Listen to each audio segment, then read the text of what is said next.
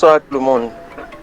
Je ne sais pas, je me représente, je m'appelle Jabwis et je crois qu'on va parler de l'aspect géotechnique des catastrophes naturelles. Bon, pour commencer, j'aimerais qu'on revienne sur l'élément de base qui est la géotechnique, à savoir c'est quoi la géotechnique. La géotechnique ici, dans notre cas, est la science qui étudie les paramètres physico-mécaniques des sols, bon, des sols et des roches, mais vu qu'il s'agit des catastrophes naturelles, je crois qu'on va se concentrer sur les sols, puisque les éléments qui influencent directement, qui mettent en relation directement l'aspect géotechnique des sols sont ici les, les éboulements et les glissements de terrain. Donc, lorsque ces catastrophes-là se produisent, il y a des études ce qui est fait d'un point de vue géotechnique, c'est il faut premièrement commencer par faire un diagnostic géotechnique suite à la catastrophe naturelle. Donc, euh, qu'est-ce qu'il faut comprendre alors? Vous avez dit que après qu'il y a eu déplacement il y a eu déplacement rapide, parce que généralement les glissements de terrain qui sont appelés les catastrophes naturelles sont des glissements qui se font de façon très rapide et qui impactent qui recouvrent des grandes surfaces de terrain. Donc, les glissements de terrain et les éboulements, ils sont caractérisés par les déplacements rapides des modes de terre qui produisent des dégâts plus ou moins dangereux bon, naturellement font des accidents et tout ce qui va avec. Je ne vais pas répéter ma précédente, mais il faut qu'on comprenne d'abord que les catastrophes naturelles peuvent avoir des causes qui se rapprochent de celles les plus communes que nous connaissons, qui sont à la base du réchauffement climatique, qui favorise l'augmentation des pluies. Et bien sûr, l'augmentation des pluies fait en sorte que les précipitations deviennent de plus en plus denses et augmentent les périodes de crue. Donc, les pluies peuvent causer des inondations, des précipitations, des mouvements de terrain, les coulées de boue, les affaissements, autant de choses, les chutes de blocs, les glissements de terrain. Donc, qu'est-ce qu'on fait alors lorsqu'on fait le diagnostic géotechnique? Lorsqu'on fait un diagnostic géotechnique, il est question de savoir, si il est question de définir l'origine des dommages et de proposer les solutions de confortement dans la mesure où, mais dans le cas où l'origine de la catastrophe est bien géotechnique. Donc, il faut qu'on soit d'abord sûr que l'origine de la catastrophe est géotechnique avant qu'on pense à une mesure de confortement géotechnique. Sinon, qu'est-ce qu'il faut comprendre? Pendant le diagnostic,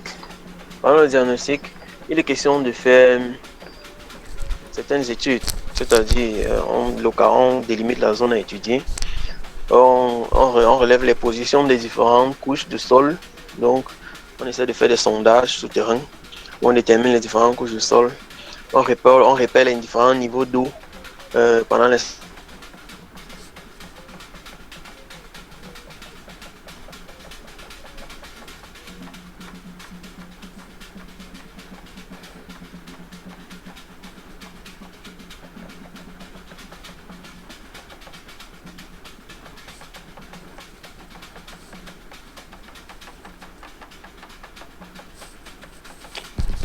On a dit on a essayé de préparer la séance d'aujourd'hui là, voilà ça.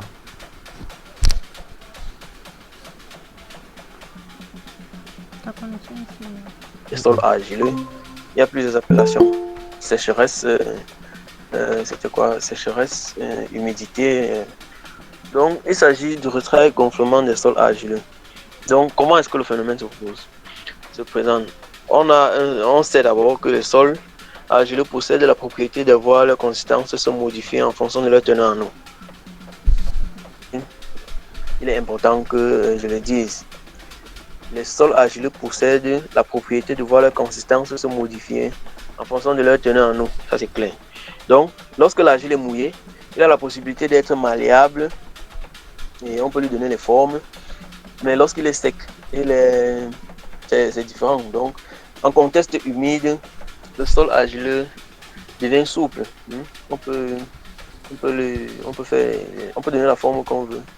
Tandis que lorsque ce même sol est sec, il devient dur et cassant. Donc, il faut qu'on comprenne cela. C'est donc ce phénomène de durcissement et ramollissement qu'on appelle le retrait des argiles. Maintenant, cela se classifie par quoi? Par les propriétés plastiques particulières de l'argile. Donc, il y a des essais tels que les limites d'Atterberg qui permettent de déterminer notre degré de plasticité du sol. Et pour des grandes pentes où on a des risques d'avoir des éboulements, il y a un autre élément très important qu'on peut appeler la pente ou bien le facteur de sécurité lié à la pente. Donc, c'est un élément très important. Et maintenant, les facteurs de prédisposition. Donc, c'est-à-dire les facteurs qui peuvent influencer directement ou indirectement les chutes de mode de terre.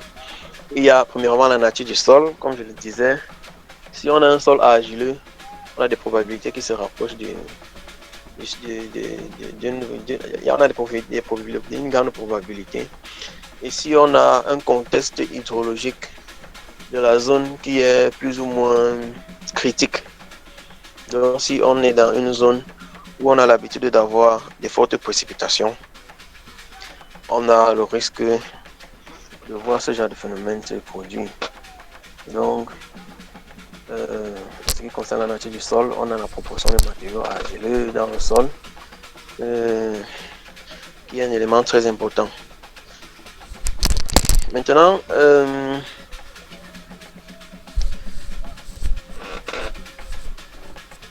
ce que nous pouvons ajouter, c'est quoi? C'est que, et c'est très important à le savoir, c'est que il y a risque d'avènement d'une catastrophe naturelle.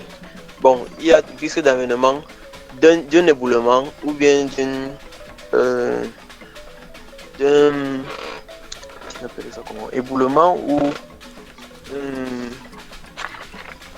éboulement ou glissement du terrain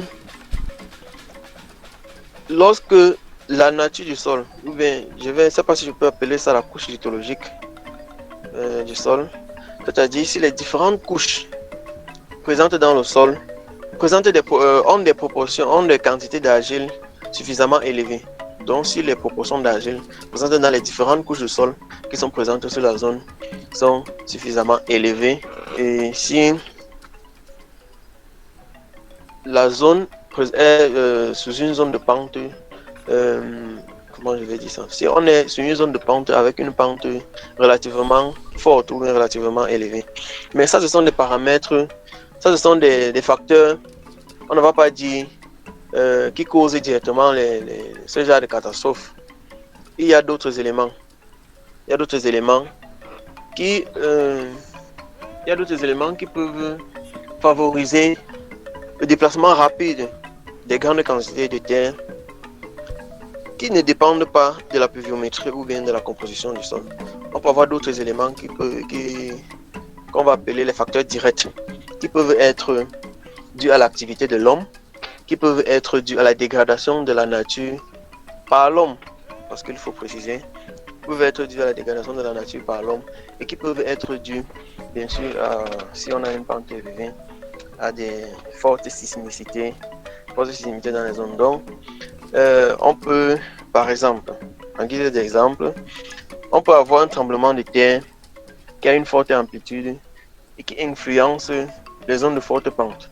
Donc, on peut avoir une catastrophe qui favorise les autres.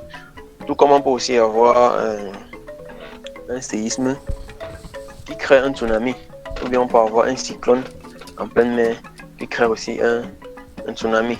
Voilà. Je crois que d'un point de vue géotechnique, je pouvais ajouter ceci.